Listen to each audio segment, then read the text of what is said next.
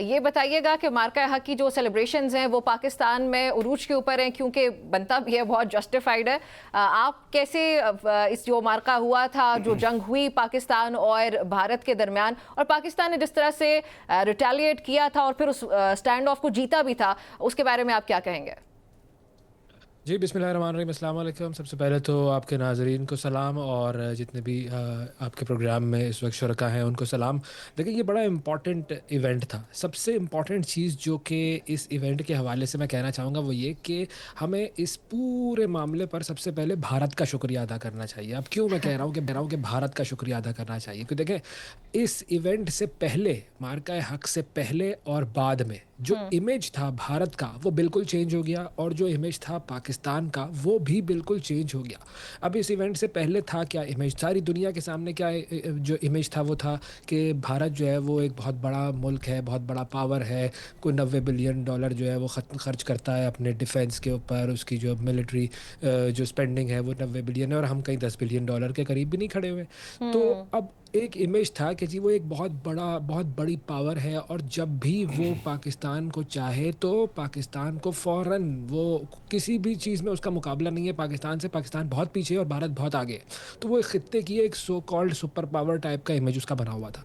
अब जैसे ही भारत ने ये हमला किया पाकिस्तान पर, तो पाकिस्तान ने जिस तरीके से उसको जवाब दिया, सारी दुनिया को ये पता चल गया कि yes, Pakistan is a power.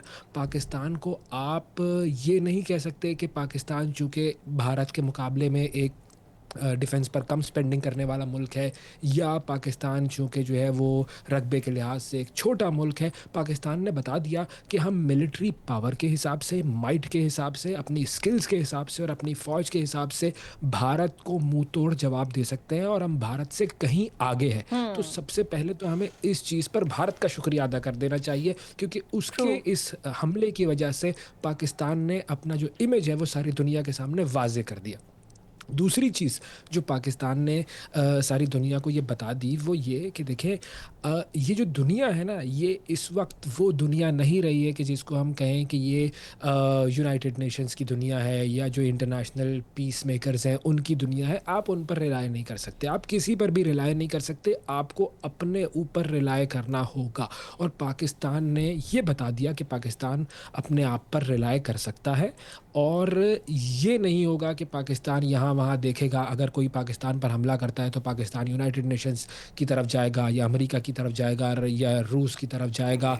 Pakistan जो है वो खुद अपना दिफा करने की सलाहियत रखता है, और हर मुल्क को ऐसा ही करना चाहिए। क्योंकि मगरिब जो है वो इस वक्त क्या कर रहा है, वो अमेरिका को आप देख लेना कि वहाँ आप गए वेनेजुएला में, वहाँ से आपने जाके मदुरो को उठा लिया, उसके सदर को, और लेकर आ गए कि जी जैसे आप एक वो मोहल्ले में जो लड़ाइयाँ होती हैं, ये उस तरह का ही माम सिनारियो बन गया ना कि भाई बदमाश है, उसने जो चाहा कर दिया। तो अमेरिका जो है वो ये समझ रहा था कि जी मैं किसी भी तरह कुछ भी कर लूँगा, लेकिन जब ईरान से उसका पाला पड़ा तो ईरान ने बताया कि हम सारी दुनिया को छोड़ दें, आप, हम किसी पर रिलाय नहीं करते, we can defend ourselves. Pakistan ने यही इमेज सारी दुनिया के सामने पेश किया कि पाकिस्तान के ऊपर कभी भी किसी भी किस्म की आंच आने की, ज़रा सी भी कोई आंच लाने की कोशिश करेगा तो पाकिस्तान की जो उसको फोर्सेस जवाब है, दे दिया पाकिस्तान की जाएगा। मिलिट्री जी है, वो उसका वैसे जवाब साहब, दे देगी। इसमें बिल्कुल। अगर काइंडली आप एक छोटी सी चीज़, छोटा सा कमेंट ऐड कर दें कि पाकिस्तान की इमरजेंस हुई as a mid level power और एक बहुत ही रिस्पॉन्सिबल कंट्री, और फिर उसके बाद जो KSA के साथ डिफेंस डील थी, ये सारी कड़ियाँ आपस में जुड़ी हुई हैं। तो आप कैसे देखते हैं फ्यूचर में पाकिस्तान का रोल इस पूरे रीजन के अंदर, मिडल ईस्ट के अंदर, क्योंकि हमारा रोल अब साउथ एशिया तक कन्फाइंड नहीं रहा। तो इसके ऊपर ज़रा मुख्तसरन आप थोड़ा सा कमेंट कर दें। अच्छा, मिड लेवल पावर नहीं, अब हम जो है वो अपर लेवल या हाई लेवल पावर में आ गए ना। क्योंकि देखें, जब एक बड़ा मुल्क एक छोटे मुल्क पर हमला करता है और छोटा मुल्क उसका जवाब देता है, तो इसका मतलब है वो छोटा मुल्क नहीं रहा, वो उससे बड़ा बन गया है। So we are not a mid level power of this region, हम एक टॉप लेवल पावर है इस रीजन की। वो जो इंडिया का इमेज था वो ख़त्म हो गया है, हमने उस इमेज को ख़त्म कर दिया है कि वो इस रीजन का जो है वो बादशाह था, वो एशियन टाइगर था। वो हम हैं अब जी, इस वक्त हमारा इमेज है।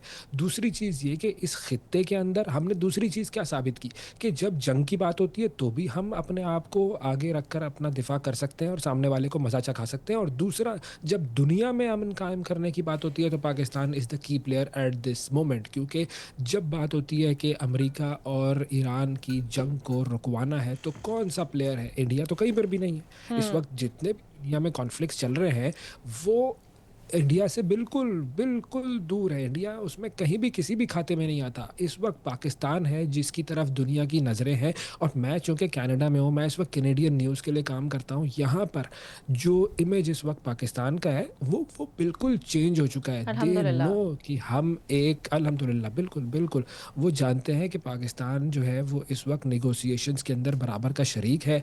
इस वक्त पाकिस्तान जो है वो दोनों पार्टीज़ को बिठाकर सामने डिस्कशंस करवा रहा है और पूरी कोशिश कर रहा है कि अमन कायम हो सारी दुनिया में, सिर्फ खित्ते की बात नहीं हो रही। तो ये इमेज चेंज हो चुका है। और वो जो हम कहते हैं ना कि हम एक ऐसे इमेज को लेकर चल रहे थे कि जिसमें हम शायद कहीं पर भी नहीं थे, नाम भी नहीं था, लेकिन उसके बाद अब जो शान और जो नाम हमारे पास है और उस पर हम इस वक्त सबसे आगे स्टैंड करें। और मेरे लिए वैसे तो इसकी इस वक्त हाँ।